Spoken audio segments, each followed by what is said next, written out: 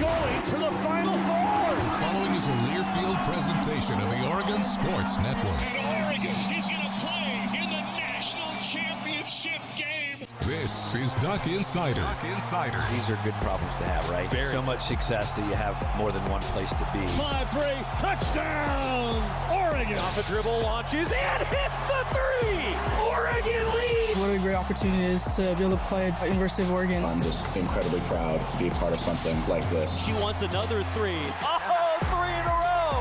Oregon is headed to the Super Regional. Big Ten champions, your Oregon Ducks. We are so privileged and so fortunate. We get to see all these young people. We get to see this incredible growth, which is what college is all about.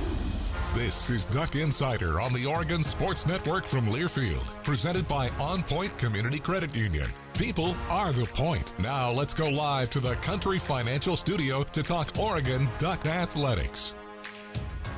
A Thursday here in the Country Financial Studio. It's Duck Insider, brought to you by OnPoint Community Credit Union. Ryan Milano here with you, breaking down the men's basketball game from yesterday, previewing the women's basketball game coming up later tonight. Also, before we get on the air for next Duck Insider, Oregon softball will have already played a game and started a second. And also men's golf for Oregon will be out on the course at the Amor-Ari Intercollegiate. We will also be breaking down what was a successful signing day for Oregon, a much less eventful signing day as normal for Oregon football, just in this landscape of college football. How really signing day is back in December, maybe even January. It's not really in this February period anymore. But still a great celebration of this new class for Oregon. If you missed the McDonald's Signing Day show that was in studio here yesterday morning, we will have Dan Lanning's segment on the show for you today. We'll also get to some of the coordinators on the show for you tomorrow, breaking down this new signing class for Oregon football, and successful one at that. And just everything that goes along with it. I know that a whole lot of the people around here were up at the Nike World headquarters celebrating National Signing Day. That's always such a great event, getting the coaches all around the state to celebrate what is a great day, and a great day for all these young student athletes that are coming in as incoming Ducks, getting to be officially welcomed into the flock by everybody. Yeah, they put pen to paper a while ago, but yesterday was really the day where everybody's welcomed. It's really official, the gravitas to it, the grandiose to it. Really, really fun stuff. Great to be a part of what yesterday was as part of Oregon's football signing day. Also yesterday, Oregon men's basketball playing against Michigan. The result, not the way Oregon wanted. The Ducks dropped the game to the Wolverines, and it is now a 4-game losing streak for Oregon, an 80-76 final in which Michigan was the victor. However, I feel like when you put this 4-game losing skid into perspective, and especially against each other, yesterday's game I thought was a big step in the right direction for Oregon. Michigan's a very difficult team, very difficult matchups, 2 7-footers, and Danny Wolf wasn't missing anything from the perimeter in the first half. He had a great game. So did many Wolverines. But for me, I thought Oregon played very well. I thought Oregon, after Michigan went on that hot shooting start in the first half, was able to weather the storm. Yeah, Oregon was down at the break, but it wasn't the same way that Oregon was down at the break the previous few games against Nebraska, against Minnesota, even against UCLA on the road. It didn't feel that way. It didn't feel like the same game. It felt like Oregon played with a lot of intensity, both on the offensive end, but even more particularly on the defensive end. I thought there were a few really key things that happened in yesterday's game which can bode well for Oregon moving forward through this February stretch run and into March. First off, it seemed like Nate Biddle returned to form. Early in the game, it didn't look that way. Nate Biddle, through the first about 12 minutes of the game, didn't have a point. And then all of a sudden, he goes on an 8-0 run by himself. He hits a shot from the baseline mid-range jumper. Then he stretches out, pick and pop for 2 3-pointers. And all of a sudden, Nate Biddle's found his stroke again. Biddle, he finished his ballgame with 16 points, with 6 of 8 from the field. He had 7 rebounds, 2 assists in the ballgame. Very strong work from Nate Biddle getting back to form. And I thought even better for him was his defensive effort in the second half. The defensive effort of Nate Biddle and TJ Bamba down the stretch kept Oregon in it, and while the Ducks were down by as much as 12 in the second half, it really felt like the Ducks were in control with the momentum throughout a lot of that second half because of the defensive intensity. Nate Biddle getting out on the perimeter, blocking shots, getting his hand in the passing lane. TJ Bamba, there was a possession with about 8 minutes left in the game where TJ Bamba, he stayed in front of an offensive player that had a step, then switched on to another player and stifled his driving attempt. All the way down in the shot clock, he ended up poking the ball away, getting a turnover for Oregon, which led to points on the other end. That's how Oregon can be when they are at their best. It's the execution that Oregon played with when the Ducks were ranked inside the top 10 early in this season. It felt like the effort had returned, and especially on the defensive side of the ball, the hands were active. And even though Michigan had a really, really hot shooting night for a majority of it, I thought that Oregon did a really strong job all around defensively. Down the stretch, when it mattered, shots went cold for both sides. Ultimately, the team that had the advantage in Michigan was the team that ended up with the victory. But I think you'll hear it from Dana Altman when he talks to Joey Mack in the postgame. It's a step in the right direction for Oregon. Still things to clean up. Did Oregon play a perfect game? Absolutely not. They didn't win. Still things to clean up. But a step in the right direction for Oregon and a step to build out of this losing skid. Oregon, you'll hear Coach Altman say it, didn't improve the way that they were supposed to through the last 2 weeks. This feels like a step to improvement once again. Joey Mack, Coach Altman, after the game, the post-game, the thoughts from the head coach, Dana Altman. Well, Coach, I know the goal was get better. You feel like you got better even in a loss in this one, took a step forward for the guys? Yeah, I thought we made a step. Our effort and our flying around, our talk was better. Obviously, the board, second chance points. We got beat 7 there, and then points off turnovers. God, we had just so many unforced turnovers. Get it down to a 2-point game there, and Jackson throws it out of bounds. TJ threw it out of bounds, unforced. Bam turns it over, unforced. We had, get it down to a 2-point game. We had 3 unforced turnovers. Just really hurt us. But the guys battled. I got no problem with their effort in this one. I was disappointed, as I mentioned before, in their commitment and their effort. But tonight, I really thought they did a great job. I thought they battled, did a lot of good things. Just the turnovers and offensive rebounds killed us. One of those numbers I wanted to ask you about, it's career high in rebounds for TJ Bamba. He had 10, really got in there for you. I thought so. I thought he really got busy on the boards that second half. First half, we were down 11-4 at half in second chance points and kind of kept it even, 10-10 the second half, but we needed to get an advantage. We gave up 2 back-to-back there with Supreme and KJ, kind of hurt us, and then Supreme got one back, though. He got that offensive rebound put back, so he got his back. But Mookie did a couple good things in his 4 minutes, so missed a dunk we needed there. But, again, the effort and the fight was good. Nate was back to challenging shots. He was healthier. He had 3 blocks and contested a bunch more. So we gave ourselves a chance to win. TJ missed a big front end there that really would have put a lot of pressure on him. So overall, it was a positive. There is no moral victories, but we need to get better. I told the guys before the game, we've got to get better every game. We've narrowed it down to a 6-week season here if we're not careful, and we got to get better. Talking about getting better, how about Nate? I mean, just what he gave you to follow up on that. He just had a bad week. He was a little banged up and had 3 games that, he just hadn't been giving us. He had been playing so consistently and so well, and he just had a bad stretch there that really hurt us, and he got back to playing, and it really made a difference for us. I wanted to ask you, too, about Supreme, Coach. You mentioned in pregame just what he could give you, and at times it seemed like he gave you what you were looking for out there tonight. No, he did.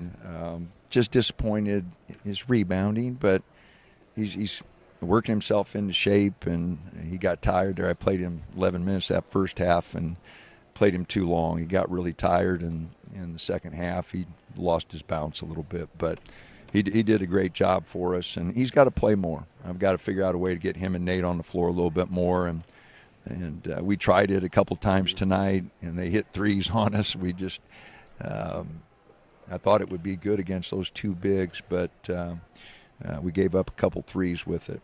To move forward now, Coach, I mean, you mentioned no moral victories, but a step in the right direction. Now a couple days to get better again, heading into Michigan State.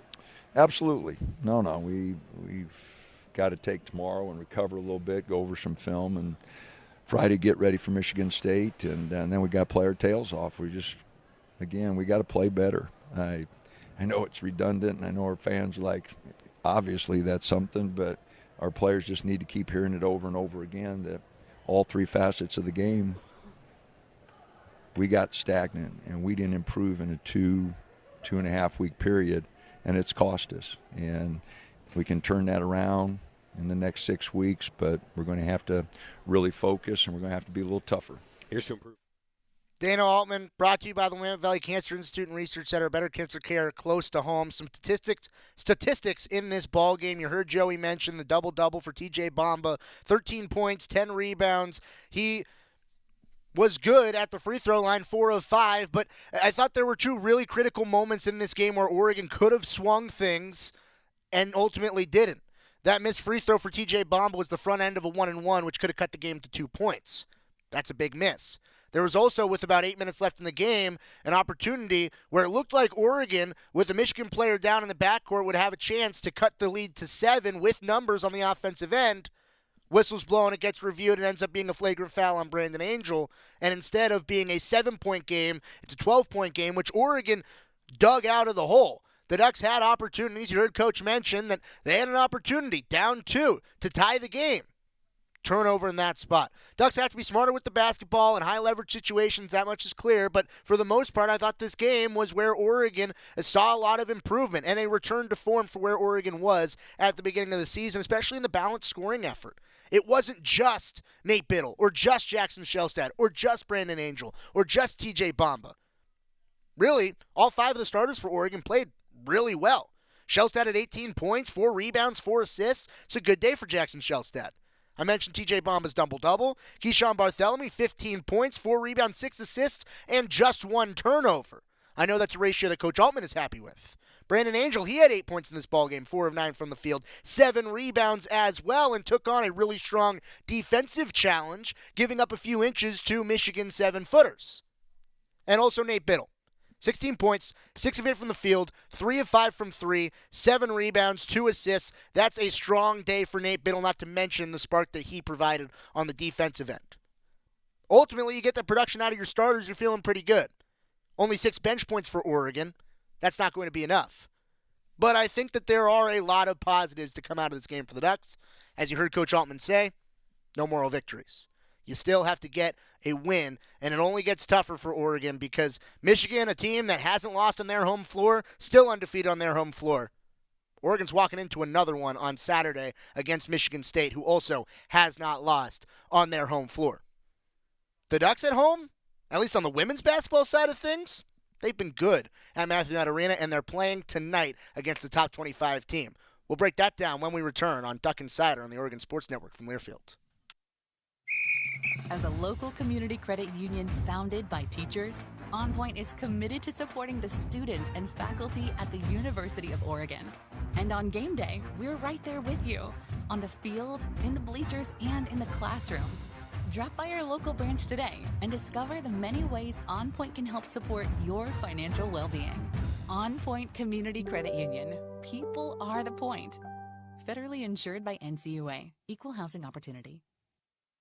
At Shadow Hills Country Club, we're more than just an award-winning golf course and practice facility. Our events team offers all-inclusive event pricing that allows us to take care of all the details while you enjoy your event. Our indoor and outdoor venues offer you a wide variety of fully staffed options that put the focus on you. From weddings to business and social events, at Shadow Hills Country Club Events Center, you get the benefits of a resort atmosphere and amenities in a peaceful country setting, just minutes from downtown Eugene. Call for a tour today or visit shadowhillsevents.com. Duck Insider continues after this timeout on the Oregon Sports Network from Learfield. Ma, is this how you feed a hamster? I think so. Is my homework right? I think so. Is, this milk still good? I think so. When it comes to parenting, sometimes it's okay to think you know. But when it's something as important as your child's car seat, don't just think. No. Double check if your child is in the right seat for their age and size. It'll help protect them in a car crash. Don't just think. No by visiting nhtsa.gov/the right seat. A message from NHTSA and the Ad Council. Hear that? That's the sound of your life. Perfectly imperfect. Beating in rhythm to the world you've created. But every time you drive after drinking, the music gets drowned out. Your life sounds pretty great. Don't let a buzz ruin it. Buzz driving is drunk driving. Don't drive buzzed. A message from NHTSA and the Ad Council. I'm coming home to the place that I remember. Back to the land of my first love. Would you spread wide your arms for this wayward son? I left my heart in Oregon. Back here inside the Country Financial Studio, it's Duck Insider, brought to you by OnPoint Community Credit Union, and we are gearing up for Oregon women's basketball today in what is a pivotal game for the Ducks against Maryland. Coming up 6 o'clock tonight. You can watch it on Fox Sports 1. You can follow along and listen on the Oregon Sports Network. 5:30 pregame with Chris Clayton and Bev Smith. 6 o'clock tip-off between Oregon and Maryland. Two teams that right now are slated to be inside the tournament field. Maryland as a 5 seed, Oregon as a 9 seed, as projected by Charlie Cream in his latest bracketology.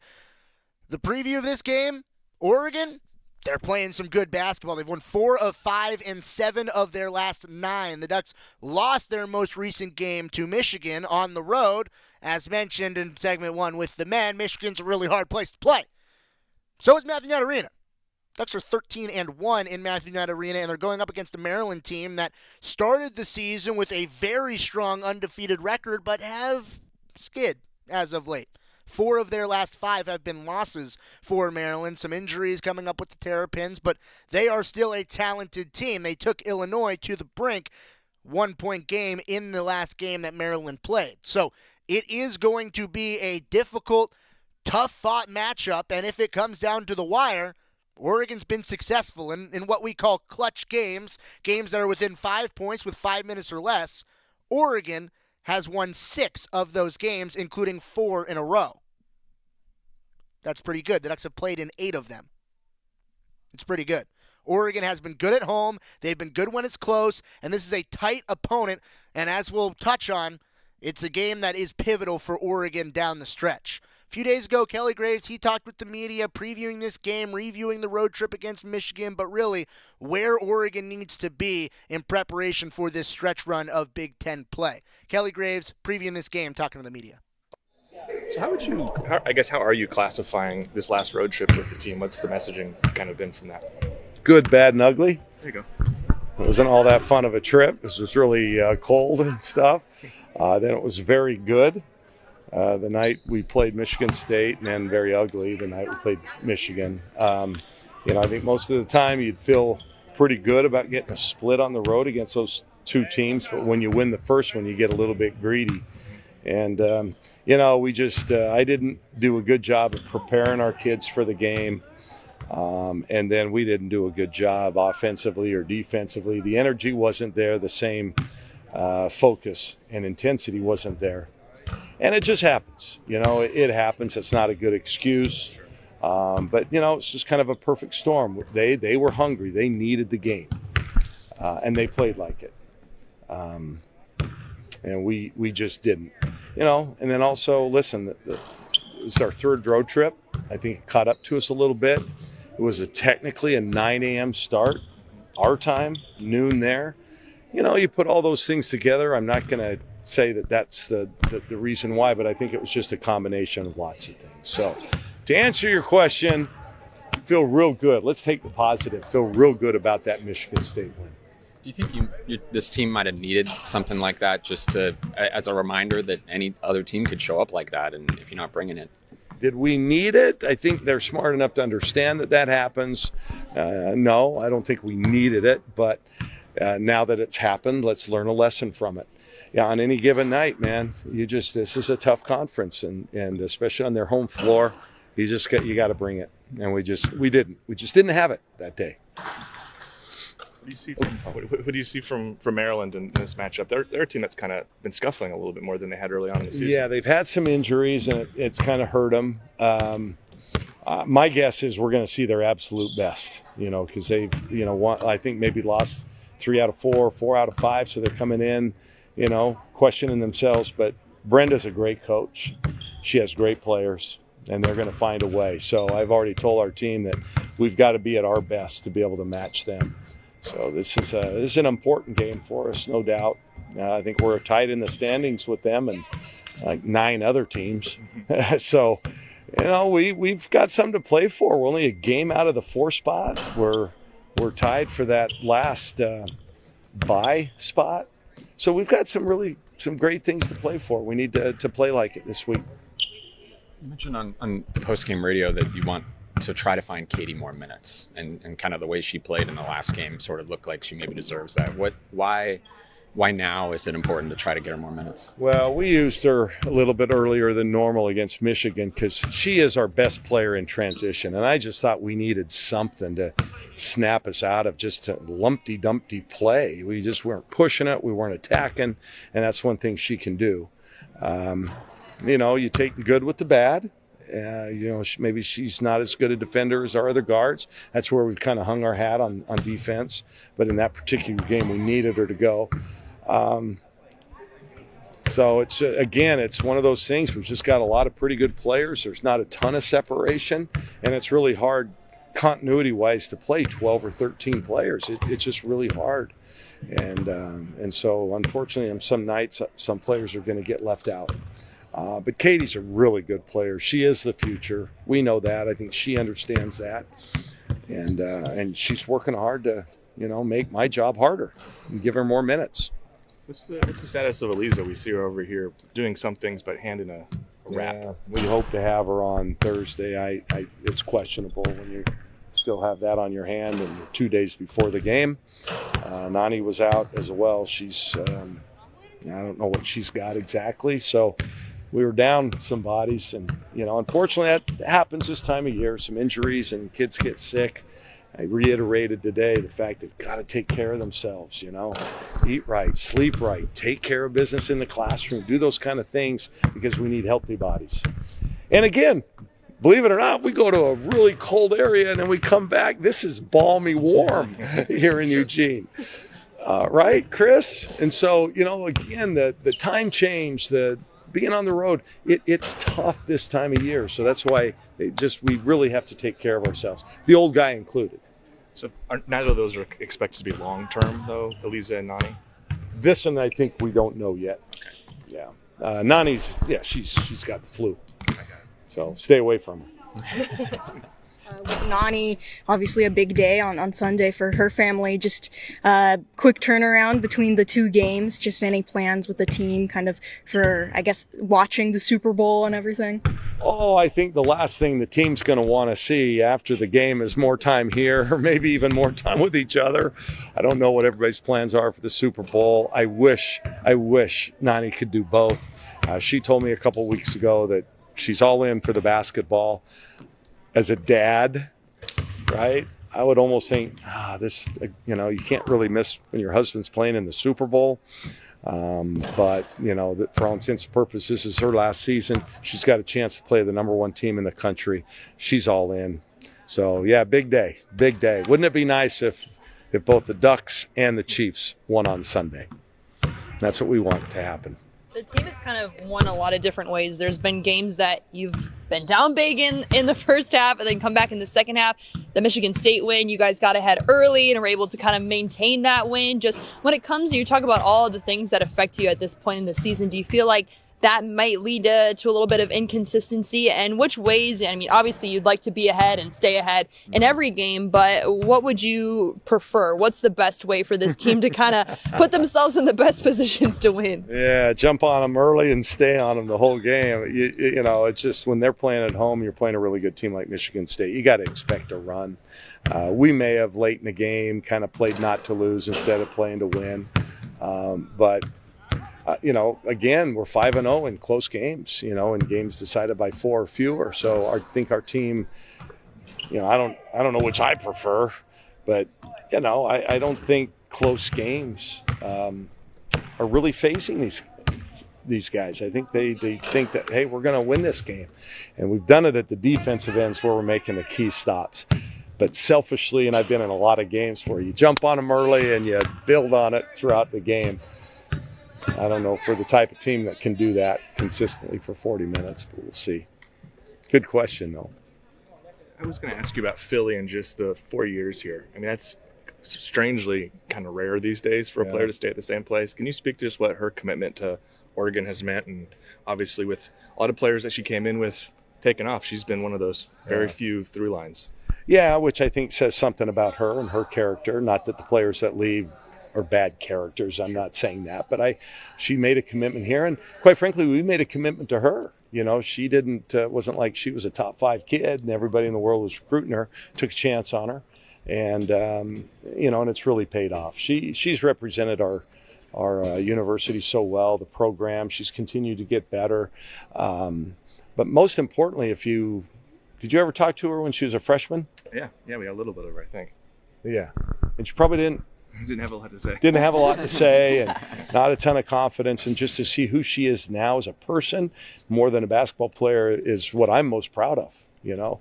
She's just a completely different person, and I'm really proud of her for that. But she's meant a lot to the program, and I think I think our fans appreciate what she has given to us. Over her 4 years here. In the locker room, how would you describe her leadership style on this team? Oh, it's great. Everybody knows, loves, and respects Philly. She's got a big voice in the locker room, and she's one of those that kind of works with every group. Every team has little groups that kind of spend more time together. You might call them cliques, whatever. And I think she's one that just kind of transcends everything. And when Philly has something to say, people listen. E.F. Hutton. You guys are way too young to remember that commercial. But that's kind of who she is. A lot of respect on the team. Going back to just the belief that you kind of talked about this team has, especially in those close games, looking now to the second half of the conference season and heading into that Big Ten tournament into postseason, just how important is that for a team to have that, especially at this point in the season when maybe not every game has gone your way? Oh, yeah, they've got to have that belief because guess what? From here on out, I think Rutgers game isn't a quad 1. I think all our others might be quad 1 win or games. And then, you go to the NCAA tournament. Well, anybody's good enough to beat you there. So we don't have any gimmies for the rest of the time. So you just got to always be on. And I think anytime you have a belief that, hey, we can win, we're going to win, it just goes a long way. It's a mental game as much as a physical game. Reflecting on the first half of the season, have you noticed anything about this team that helps them kind of get on? You know what I mean? Well, that's why this last game at Michigan was an aberration. I have not had to, pump these guys up and over build up the next opponent. We've got a veteran team. They're smart. They get themselves ready. I put a lot of, credit on Peyton Scott, on Deja Kelly, on Nani, Philly. Our older players, they're getting our kids ready. It doesn't have to come from us. So we have shown some maturity in that regard. And that's going to do us well, I think. Down the stretch. You brought up Peyton. Last year when she was brought in, her role was to lead a young team and kind of help them along. And obviously she's still a leader on this team, but it's a lot different. The roster's a lot different. How has she kind of taken that in stride on a team with other leaders and a changed kind of role from what she was asked to probably do last season? Well, Peyton's still a big voice, and that she hasn't lost that. She's going to be a great coach if that's what she decides to do. She just has that ability, that makeup, that nature in her. You don't want to look back, but our season would have been completely different last year with somebody like that on the court all the time. And now we're seeing dividends of that. But yeah, she doesn't have to do it by herself. We have others that lead. We have shared leadership. And I think when you get that, that's when you know you've got something. If it comes from me, we're in trouble. If it comes from just one player, they might have a bad day. We're in trouble. But we have different players that are able to step up and lead, and I think that's why you're seeing a team that really works hard. They play well together. They like each other. And that, I think, is the kind of product we're putting on the court. She was another player that had a lot of individual success before this, and obviously numbers are down because they're more spread out across the board on this team. But last year she told me she recognized that. She was like, I had a lot of individual success, but not a lot of team success. We didn't win a lot of games. How has she adjusted to that this season with taking a lesser role for the betterment of the team? Not a lesser role, but scoring less. Yeah, well, I mean, it just shows how much she understands the game, her basketball IQ, how unselfish she is. She's putting the team before herself. We have a number of players that are doing that. All the transfers that came in as fifth years, they all came in as the big fish in their programs, and you have to take a step back to play, to have the opportunity and privilege to play in a conference like this. And in Peyton's case, this is her sixth year. It'll be, if we can continue to get a few more wins and put ourselves in a position to go to the NCAA tournament, it'll be her first. So what a great way to go out in her career, to finally see that goal realized. So, yeah, I love Peyton. I truly do. She's close to our family, and she's, one of the more memorable players I think I've ever coached. And I think we'll have a relationship that will, last a lifetime. That's the kind of person she is. Loyal. That's some great stuff on Oregon's point guard by Kelly Graves. Peyton Scott, to see what happened to her last year and then to see how she's playing this year, it's so cool to see. That interview brought to you by the Willamette Valley Cancer Institute and Research Center. Oregon women's basketball tonight against Maryland at 6 o'clock at Matthew Knight Arena. This game is huge, and it's particularly big because of where all the teams are situated in the Big Ten standings. When you look at the Big Ten standings, first off, for the Big Ten tournament, the top 4 seeds get a double bye. The top 8 seeds get a single bye. So you want to be in that top 4. Where it sits right now, UCLA, they are undefeated on the season. They're at the top of the table. USC 10-1. The LA schools have a lot of control right now in the Big Ten. Ohio State at 9-2, and then Michigan State at 8-3. Those would be your buys right now, or your double buys. Right behind them, it's a 4-way tie with Illinois, Maryland, Nebraska, and Oregon. Why this matters? Well, A, Oregon plays Maryland today. So whoever gets the leg up in that game gets to continue to keep pace with those top 4 teams at the top of the table. But all of those 4 teams, Maryland, Illinois, Nebraska, Oregon, are chasing Michigan State. Michigan State has to play UCLA, USC, and Ohio State on the road, still left in their Big Ten schedule. Those are the top 3 teams in conference. Illinois has to play road games against both the LA schools on their schedule. And Nebraska, to this point in Big Ten play, they've played the top 3, but they've also played a lot of the bottom teams in the Big Ten and still have games against Michigan, Iowa, Maryland, Illinois, Oregon, and Washington, which, if you're watching along with us on these Big Ten standings, are all right in that meet between 7-4 and 5-6 in conference play. All that to say is that you're chasing the 4 seed right now if you're Oregon, and the schedule for the 4 seed is tough. You're playing a head-to-head against Maryland. The schedule for Illinois is tough. The schedule for Nebraska is tough. Oregon, with an opportunity, hinging on a win tonight, that would be a big step in the right direction to climb towards that 4 seed and the double bye in Big Ten tournament play. It would be huge. Tonight's game, a big stepping stone in the right direction to get to that 4 spot. 6 o'clock tip at Matthew Knight Arena against a top 25 Maryland team. Chris Clayton, Bev Smith will have the pregame for you starting at 5:30. Tip at 6. It'll be exciting. We're going to flash back a little bit to yesterday. If you missed the signing day show here in studio, Dan Lannon caught up with Dusty Hara, Mike Jorgensen, getting to that right after this on Duck Inside on the Oregon Sports Network from Learfield. As a local community credit union founded by teachers, OnPoint is committed to supporting the students and faculty at the University of Oregon. And on game day, we're right there with you, on the field, in the bleachers, and in the classrooms. Drop by our local branch today and discover the many ways OnPoint can help support your financial well-being. OnPoint Community Credit Union. People are the point. Federally insured by NCUA. Equal housing opportunity. Hey, Duck fans, at Country Financial, they make insurance easy. Whether you're shopping for home, auto, or more, their representatives will take the time to understand your specific needs and explain what options work best for you. Worry less and feel more confident knowing you're covered. Visit countryfinancial.com to get started today. Experience more with Country Financial. Auto and home insurance policies issued by Country Mutual Insurance Company, Country Preferred Insurance Company, and Country Casualty Insurance Company, Bloomington, Illinois. Duck Insider, your home for the latest news on Oregon athletics on the Oregon Sports Network from Learfield. Hey, so what's a great way to spread awareness that driving high is illegal everywhere? A catchy song, of course. You can run, but you can't drive high. You can run, but you can't drive high. Friendly reminder, don't drive high. If you feel different, you drive different. Brought to you by NHTSA and the Ad Council. Are you prepared for an emergency or disaster? Because it's not a matter of if, but when.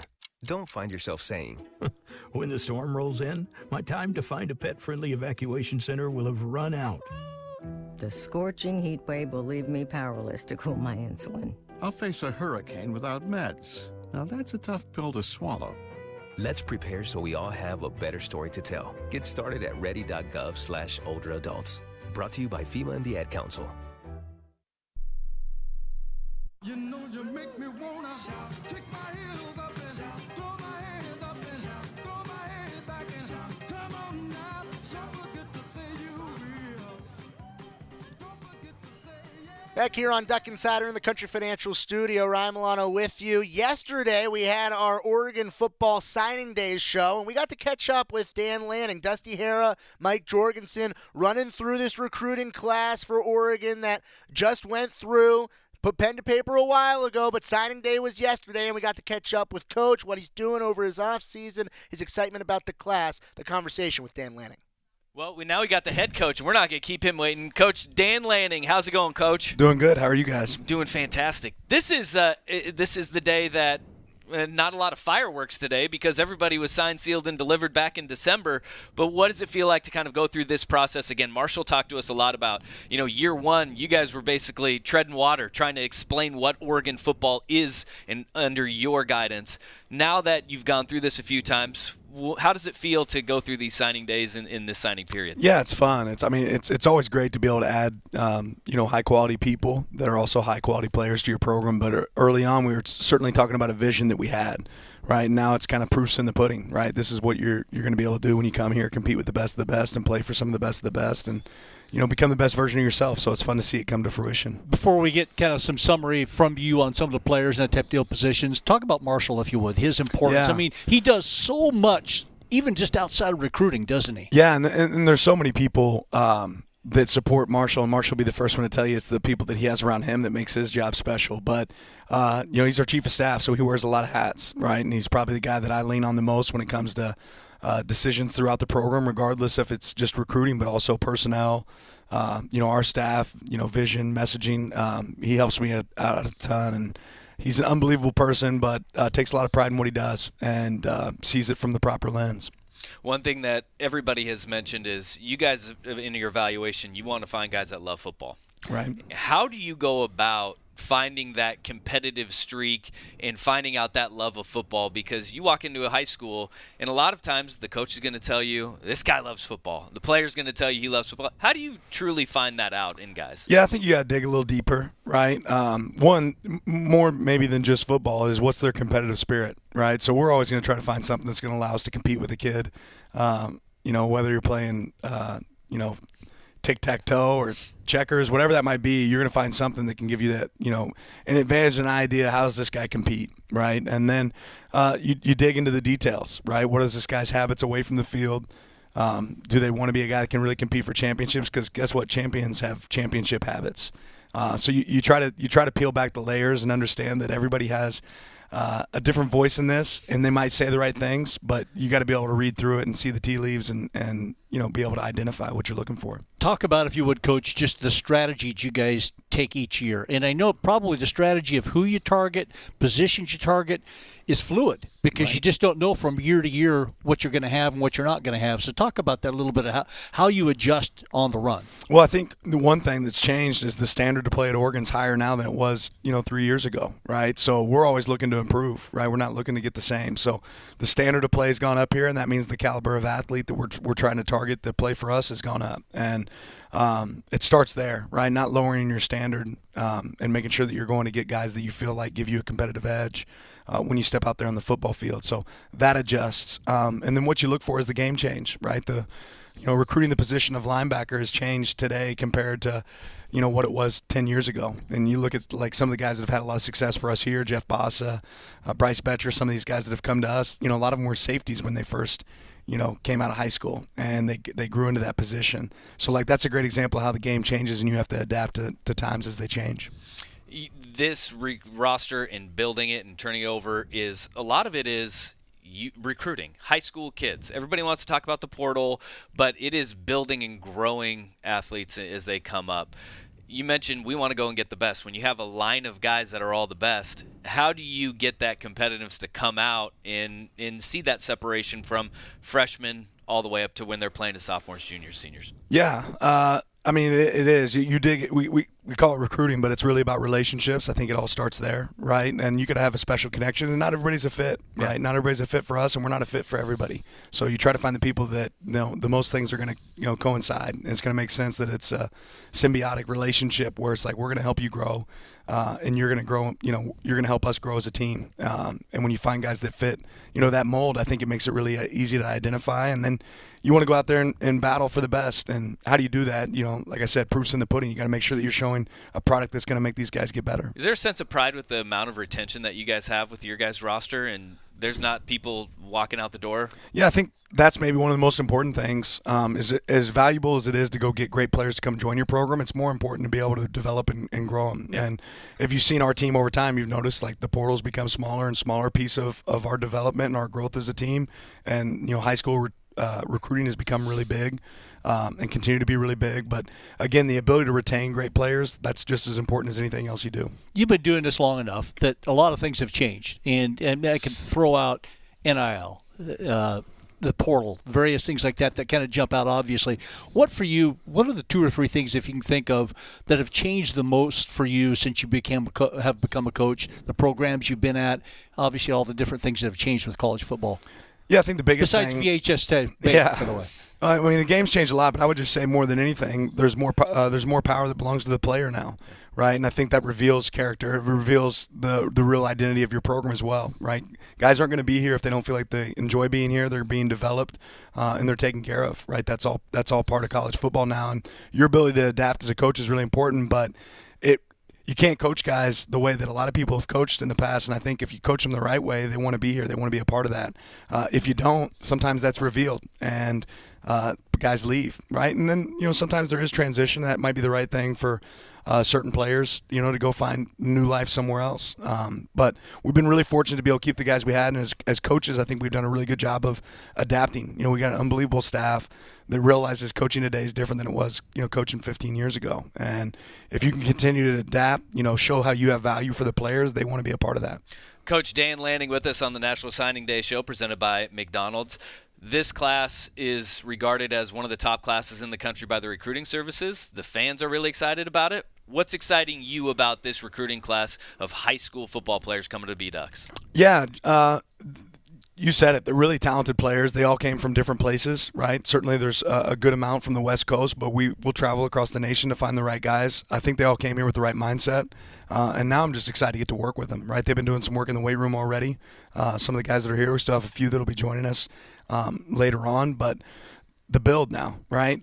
All the stars, they stay at home. You don't take those out of the field with you, right? So anything you accomplish in high school doesn't really matter now. It's about what you accomplish now. So seeing that growth from those guys here is really important. Any two-sport athletes in this group? Yeah, we've got a few as far as that'll be competing. We got some guys that might be doing track as well.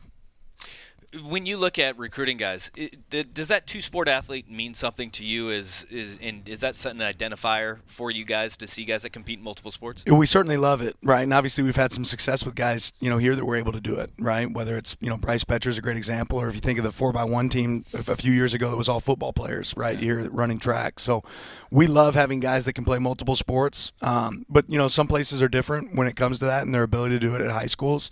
But I've always felt like that's an asset in recruiting when you can recognize guys do multiple things. It's fun for us just coming off the road in January. We get to go out there and watch some guys compete in basketball or wrestling as well. What does the February look like for you guys now with that this class signing day has happened? 2026, you guys have already been working on 2026 really hard. Yeah. What does February look like? Marshall was telling us that, the NCAA got something right in having a dead period in February. Yeah.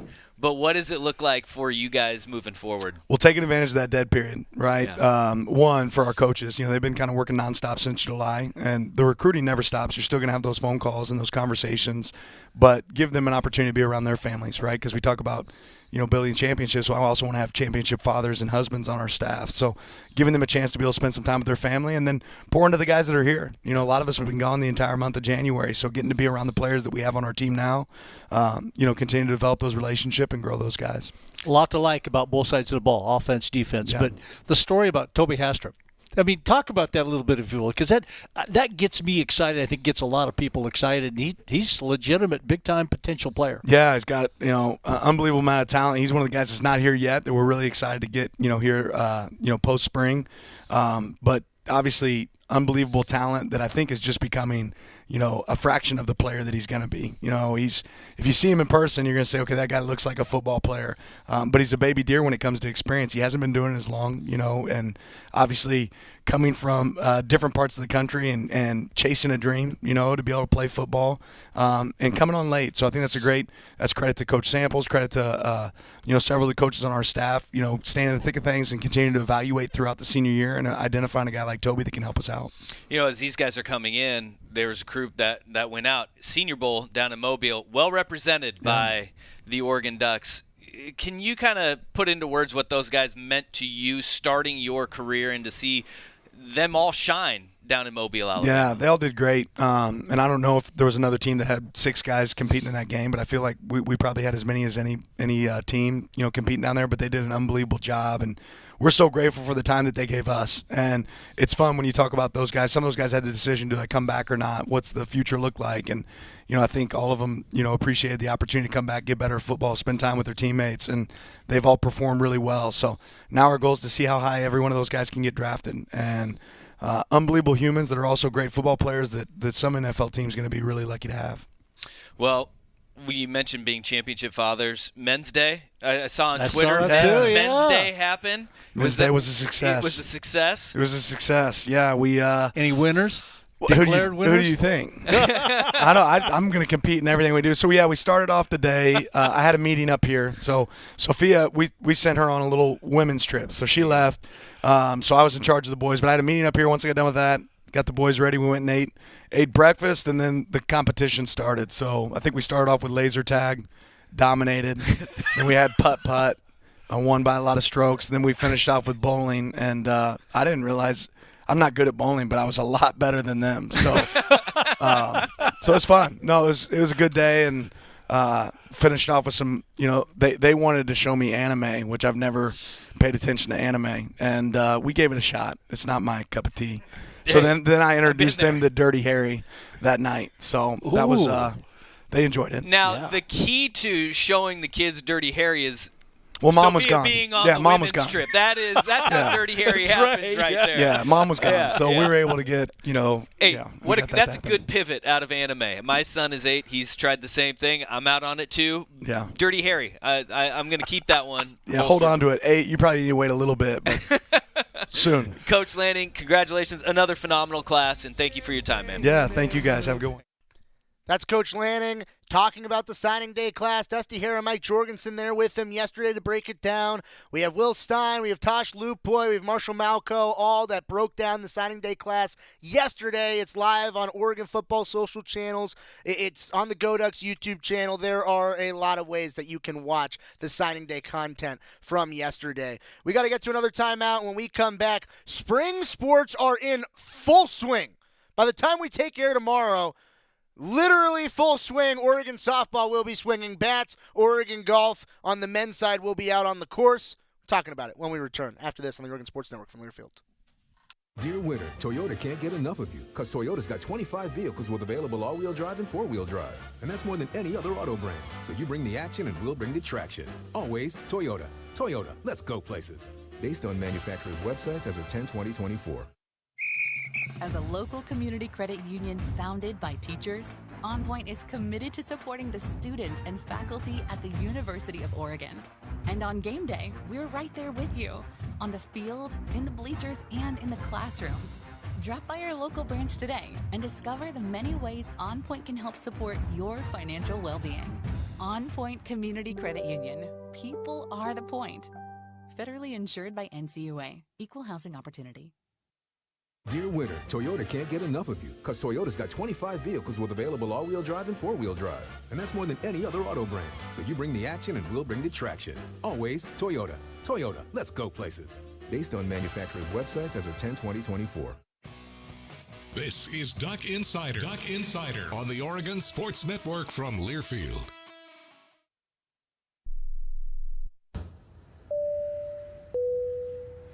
This is your captain. We are going to be experiencing some slight turbulence. Please fasten your... Oh, hold on. Just got a video of my cat. Imagine the pilot of an airplane was as confident as you are texting and driving. Seems kind of crazy when you put it like that. Visit StopTextStopWrecks.org. A message brought to you by the National Highway Traffic Safety Administration, Project Yellow Light, and the Ad Council. Comes to a gun suicide attempt, all it takes is a moment. Heather and I had an argument just like any other couple. I was lost. I had snapped. I had a gun and I was going to take my own life. Heather helped me realize that there was still a life to live for the better of myself, my family. My weapon is now safely put away. A moment of crisis can happen to anyone. Store your guns, locked, unloaded, and away from ammo. Hear more safe stories at endfamilyfire.org. Brought to you by Brady and the Ad Council.